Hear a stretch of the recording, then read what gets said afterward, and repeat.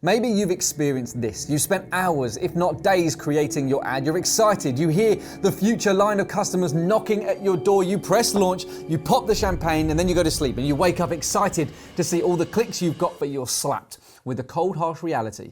Your ads have been disapproved or rejected. It's frustrating, I get it, but after working on hundreds of ads across more industries than I can count, there are some key things that you need to be aware of to give your ads the best chance of approval or to fix your ads that have already been disapproved. So before we get into how to fix your ads that have already been disapproved, you first need to understand why they were disapproved in the first place. Otherwise, you'll keep spinning your wheels with ads getting disapproved over and over again. And it comes down to kind of four key areas that I've noticed, and from reading ad policies as well, where these are the things that you need to be aware of and careful with when creating your ad so that it doesn't happen again. And so the stuff that I'm going to be going through here, take note, take consideration of the fact that you're going to want to do this when you make your next ads, because although disapprovals don't necessarily harm your account, if you have too many of them, it will. And so once you have this ad that's, I'm assuming, already been disapproved, you don't want to keep doing the same thing, spinning your wheels, getting disapproval after disapproval after disapproval, because then the ad platform of your choice will say,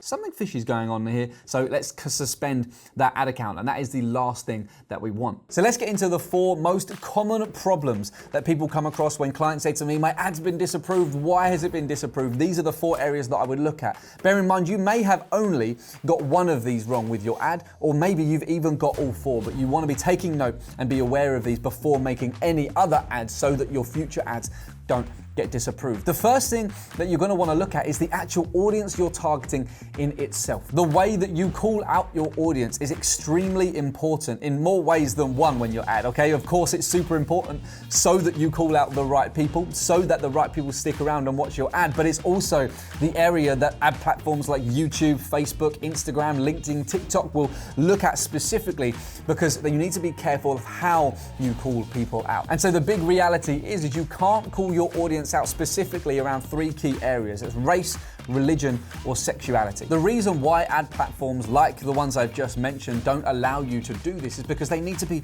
really careful in the way that they allow their advertisers to target their audience in case there is someone trying to pay to hurt someone with their words. You've got to think about this. Of course, it feels bad. Of course, you're one person out of millions that are trying to advertise. And if you're targeting, let's say you're targeting Christians and you are not trying to spread hate speech, you're genuinely trying to help them, but there are also going to be people in the world, sadly, that would want to target these people to spread hate, to spread negativity, to force their opinion on others, and that's just not quite right. And so ad platforms have to be very careful. You've got to think you are one in millions of others trying to advertise. There are obviously going to be some sadly hateful and hurtful people out there also trying to advertise, and so therefore it's sometimes easier just to allow you to not target these people based specifically by calling them out like that. Now, the way around it is that you would call these people out using terminology that kind of beat around the bush in a way. Okay, they still talk to that ideal audience, they still speak to the ideal audience, but without directly calling them out. A great example, obviously, we've just mentioned talking about if you were to have an offer for Christians, let's say, for example,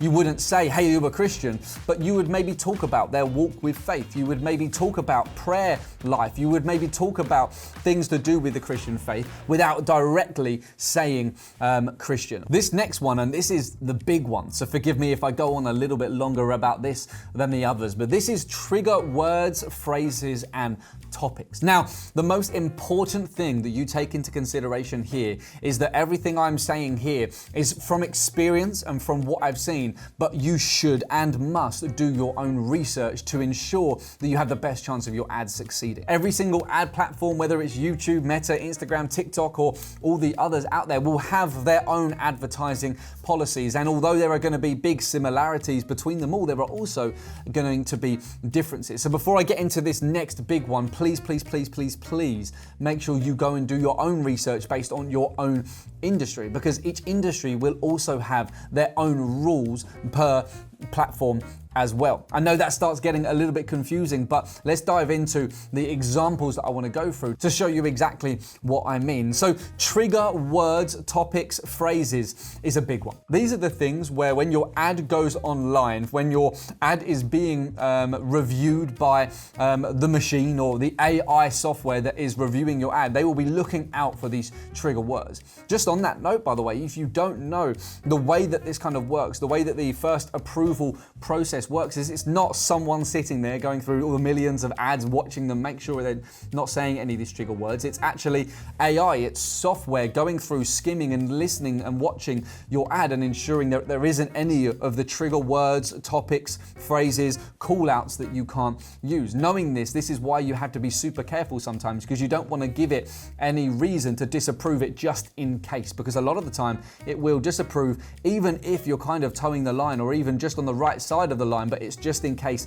going to disapprove it, and then you will need to go through a process to get this back online and say, no, I agree, I think that my ad is actually within the rules that you have stated. And so an example of this is if you work in the health industry, it's one of those industries which have a lot of trigger words that you wouldn't be able to say because of the industry and because of the way that you're targeting people.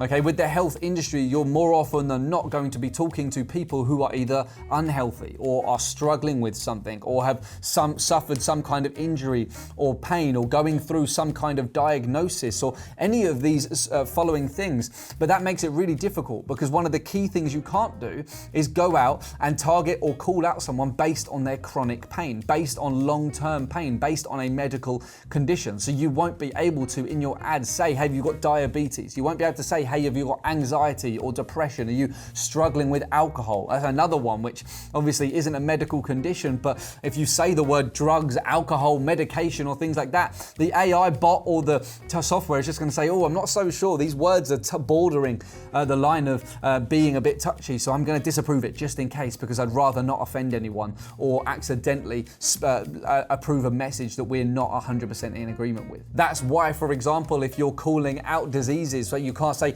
cancer or disease or anything that I've just mentioned as well, you can't say that because they're not, your ad can't be medically approved, if that makes sense, okay? You can't go out and say these things if you're not already a professional in that area. For example, here in the UK, we have the NHS, and that's where everyone gets their medical advice. That's where people train to be doctors. That's what runs all of our wonderful healthcare system here in the UK. But if someone was to have an ad that then targeted people with a certain problem, disease, or anything like that, it can't be approved by the NHS, which it would have needed to be. I'm imagining similarly in other countries as well. They will have authorities and governing boards that make sure medical advices sound correct and helpful. But what's stopping someone from going out there and giving unsound and unhelpful and problematic medical advice? Nothing, unless there are obviously things in place to stop that happening, where someone says, oh, you can't call someone out based on that because we're worried that they might be giving bad medical advice. So you won't be able to say, hey, have you got diabetes, and then give bad medical advice. They'd rather say, just in case, I'm going to disapprove this because I can't go through and check with the NHS that this is the right information that needs to be being spread. Another example of an industry where you're going to want to be more careful with what you say is things like make money online businesses, where you're offering business opportunities, where you're talking about trading, where you're talking about selling things online or making a lot of money online. You want to be careful with how you're wording what you're saying, that you're not making outlandish claims of income or guaranteeing outcomes for certain people. Again, the AI software or whatever it is that is on one of the platforms will look at that and just say, you cannot guarantee that by any means. You cannot make a claim like that. So we would rather disapprove it rather than let it run and then find that actually what you were saying was against ad policies. And so my advice going into this is, number one, as I mentioned, make sure you do your due diligence, do your research, and ensure that you understand what you can and can't say and what are the touchy subjects within your industry depending on the platform that you're using. But number two is look at your video script, look at your ad, read through it, go through and highlight all the words that you think could be taken out of context by a robot. Remember, it's not a person just yet, and we'll talk about that later when you go through an approval process. But what could be taken out of context? Am I saying words that if just looked at on their own, they might be considered trigger words, and try and beat around that? I want to give an example actually quickly, just off the back of this, is we actually have a client that I worked with recently, came in here and filmed with a has some ads with me in this very studio. And her topic is talking about and helping people with diabetes. And obviously, the big problem is you can't call people out based on chronic pain, talk about the fact they have diabetes and things like that. And so we spent a session before coming and filming where we went around and said, how can we best call out those people and talk about diabetes without saying diabetes? So we talked about low blood sugar, we talked about different symptoms of having diabetes, but without ever specifically actually saying the words. And those ads got approved. They're all good. They're running on YouTube and Facebook and doing well, but we just had to do that due diligence first and make sure we put the effort in up front, already knowing that that topic was a touchy one and just being extra careful rather than just writing something hoping for the best and wasting time when we find out it's been disapproved. So as I mentioned, that one was a bit of a long one, but let's get into number 3, which is actually going to have nothing to do with your ad at all. I know, scary, right? But it's your landing page. It's where you're taking the person who's watched your ad after they've clicked. You wouldn't believe it, but actually they look at that as well. And so, for example, if you're mentioning any of the trigger words that I just talked about in the last point, also on your landing page, it's also gonna lead to disapproval or rejection because they can read through that, scan through that and say, oh, this landing page doesn't look like it's in line with what we say you can say in the ad. And so therefore combined, they both have to be disapproved, or the ad has to be disapproved, because we don't want to be sending people here on our platform over to a landing page like that. In fact, take my advice about what I just said in point number 2 and mirror that on your landing page. Be careful with the words you're saying, the way you're calling out your audience, the topics and phrases that you were using to ensure that when someone comes over from your ad, which has now been approved because you've made changes, also follows on and the message carries over and we still have the similar message, similar wording on that landing page. Not only will this lead to your ad being approved and not being shut down, but your second thing is it's actually going to have seamless messaging then from your ad all the way to your landing page and then onwards. The good thing to know that is that most likely they won't look any further than that. So for example, here at AdClients, we run a lot of webinars and we teach webinars more often than not. Now I can't say this for a fact because I've never actually witnessed it or never come across this, but we're pretty sure that they then don't go any further. They look at your landing page, but they then don't come and turn up and sit through your 40-minute webinar to check again.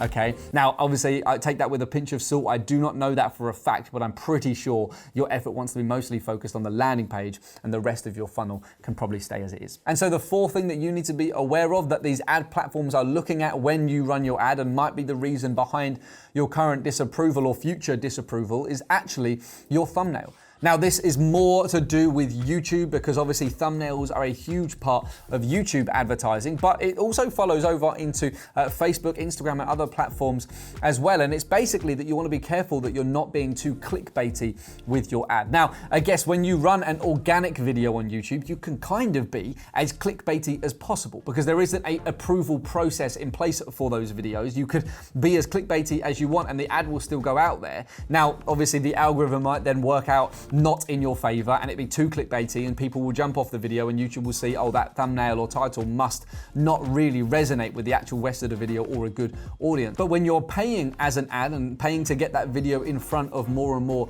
eyeballs, they need to be assured that you're not doing that in the first place. Okay, it's not about an algorithm just taking your views away because you're still paying to get those views. And so if they started doing that, then why would you be spending money on that platform? And so make sure that your thumbnail and title aren't too clickbaity as well. Make sure they're not using outlandish claims and big bold text that says one of these trigger words. Again, comes back to kind of those trigger topics, trigger words and trigger industries that you can't say. A good example of this is actually I was talking to a client of ours recently and she helps women over 25 help them with binge eating and they're struggling with their eating habits and things like that. But YouTube wasn't liking the binge eating phrase, but her thumbnail said binge eating in it. And so the ad itself, we had gone through, got rid of all the trigger words, made it good, and we were trying to work out why they were still getting disapproved. And then we appealed it and it said, because of clickbait.